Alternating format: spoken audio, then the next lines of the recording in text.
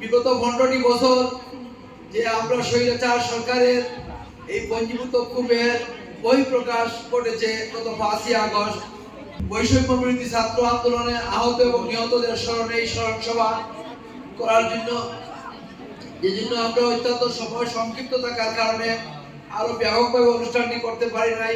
সংক্ষিপ্ত আকারে আমরা এই অনুষ্ঠানটি করেছি। তবু আমাদের অতিথিবৃন্দ আমাদের মধ্যে উপস্থিত হয়ে আজকে অনুষ্ঠানকে সার্থক এবং সুন্দর করেছেন। আমি সর্বপ্রথমে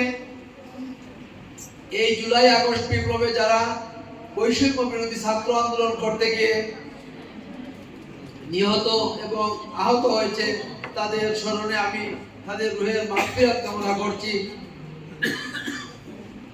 তাদের যারা পঙ্গুত্ব বরণ করেছে, হসপিটালের বেডে তারা এখনো মৃত্যু যন্ত্রণায় কাতরাচ্ছে, তাদের দ্রুত সুস্থতা কামনা করি এবং বাংলাদেশ সরকারের কাছে আমি আশা করি যারা তাদের বুকের তাজা রক্ত দিয়েছে এবং তারা জীবনের পঙ্গুত্ব বরণ করে এদেশকে স্বৈরাচার মুক্ত করেছে, তাদেরকে আর্থিক সহযোগিতা করার জন্য আমি সরকারের কাছে উদাত্ত আহ্বান জানাই। প্রিয় শিক্ষার্থীবৃন্দ, এখানে আমাদের বক্তারা অত্যন্ত গুরুত্বপূর্ণ বক্তব্য রেখেছেন। 5ই আগস্টের এই বৈষম্য বিরোধী ছাত্র আন্দোলনের ছাত্র জনতার যে আন্দোলন, সেই আন্দোলনে স্বৈরাচার সরকারের পতন হয়েছে।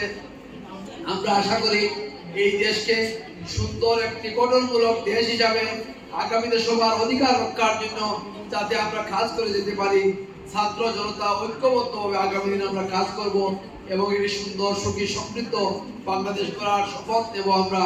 এবং বৈষম্য বিরোধী আন্দোলনের সকল যারা সহযোগিতা করেছেন সবাইকে ধন্যবাদ এবং কৃতজ্ঞতা জানিয়ে আমার বক্তব্য এখানেই শেষ করতে। আসসালামু আলাইকুম।